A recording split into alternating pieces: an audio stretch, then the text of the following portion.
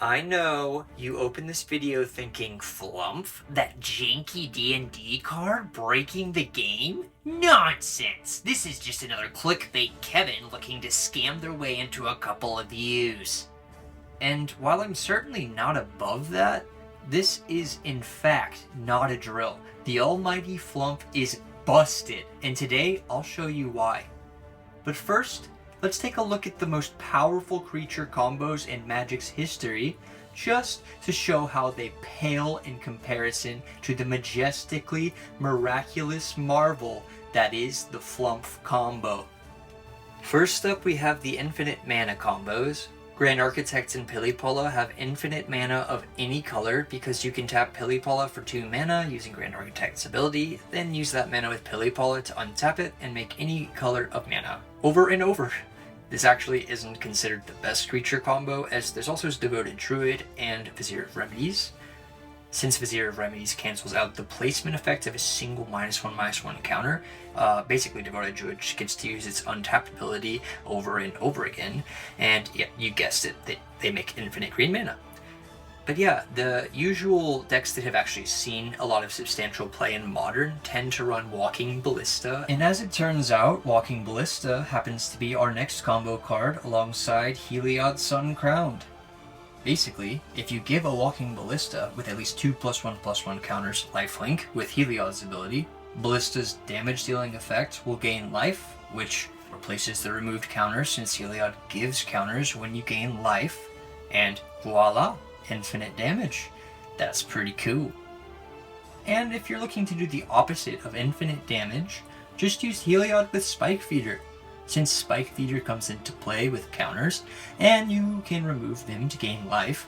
Heliod's effect will replace the counters being removed, providing the player with infinite life. And I guess you also get that when you're using the Heliod and Ballista combo, but you know, this one's just a little bit less mana. Lastly, I want to cover some newer combos. First, there's the combination of Samwise Gamgee, Cauldron Familiar, and any free sacrifice outlet like Viscera. Since Samwise makes a food every time Cauldron Familiar enters play, you may simply sacrifice the familiar after it enters, then sacrifice a food to play it again. And since you can do this over and over, Cauldron Familiar will deal infinite damage and you win the game. The last combo I want to discuss before getting into Flumph is that of Scurry Oak and Rosy Cotton of South Lane. Basically, you just play Scurry Oak, then play Rosy, and as a result, Rosy puts a counter on Scurry Oak. Scurry Oak creates a 1/1 squirrel because of its ability, and whenever that token comes into play, Rosy triggers again and creates a loop that leads to an infinitely large Scurry Oak and infinite 1/1 squirrels. Nice. So yeah, there are many strong creature combos that do a variety of powerful things, and you know, many of which I've seen at a competitive level or still am seeing play today. Notably Yawgmoth, which I did not include here. But you know, all of those combos are just gonna have to step aside because there's a new king in town. Flumph is a 2-mana 0/4 meme machine with Defender and Flying that reads, whenever Flumph is dealt damage, you and target opponent each draw a card.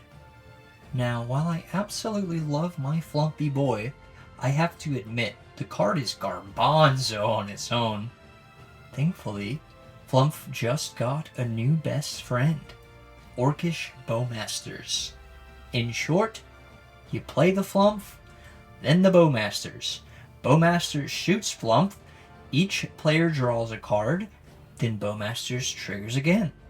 Normally, you wouldn't be able to keep shooting Flumph over and over, but if you give Flumph Indestructible with a card like Selfless Savior or Ephemeral Shields, which is free with Bowmasters and Flumph out, you can shoot Flumph over and over again, making each player draw their whole deck. But to make sure your opponent decks themselves first, you simply need to play 1 Endurance as a free way to shuffle your graveyard back into your deck. Well, that's totally righteous, but why is it better than all the other creature decks that I've mentioned? Well, consider the following play pattern. On turn 1, you play Aether Vial. On turn 2, you play Eldari's Call to search for whichever of the 3 combo pieces that you still need. Then, on turn 3, you wait for the perfect moment. If your opponent ever taps out, you can use Aether Vial to play Flumph, and then cast the Orcish Bowmasters, all at instant speed, and for only 2 mana. If your opponent has the ability to destroy one of your creatures, you have a couple options. If you only have one indestructible spell and they target your Flumph, well, you just win in response. But if you have like multiple indestructible spells, you can still indestructible the Bowmasters and then indestructible the Flumph. There's Ephemeral Shields, which is more or less free. There's Self Savior. You can put that out into play with the Aether Vial on 1. So there's just so many different ways to protect yourself in a scenario where you can already try to win as soon as they tap out on turn 3. And yeah, so they can't use Force of Negation, notably, if they're tapped out on their turn. So you have counterplay for that. And if they have cards like Solitude or Leyline Binding, we're actually running Lauren's Escape, which is a combo piece that also gives hexproof, so we can still get around the white removal effects. Heck, even if our opponents have a Bowmasters of their own or Shieldred the Apocalypse, we still win on their turn because they're the active player, meaning our triggers from card draw would resolve before theirs. And that's kind of insane. Lastly, if we're not confident in milling out our opponents, we can always just play a second Bowmasters so that every extra card draw, just from the Flumph triggers, is going to allow us to target 2 things. We can target our Flumph and we can target them and just constantly train them while we continue to draw. Here's a list I built that I genuinely believe could become one of the strongest decks in Modern. Eldari's Call and Imperial Recruiter serve as tutors for every combo piece, while also providing both controlling and value game plans. This is because you can tutor out things like Solitude and Fury to clear a board, or you can just get something like Seasoned Pyromancer, or how about Grist, the Hunger Tide? Maybe even a value Bowmasters could be really great to just outlast an opponent. Also notable is the fact that Imperial Recruiter and Ephemerate alone basically just allow you to search your deck 3 times for every single combo piece, and it's just really good consistency. You don't need to draw any of your combo pieces. You can just have Imperial Recruiter, maybe off of the Aether Vial, and if you pair it with Ephemerate, you're off to the races, and it's kind of insane.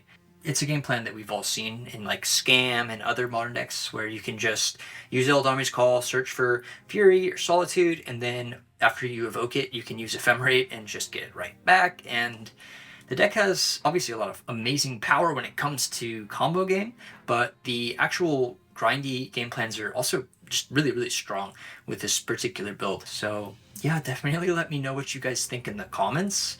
I'm really excited about this deck. I think that it actually might just be the best creature combo deck that this format has ever seen in Modern.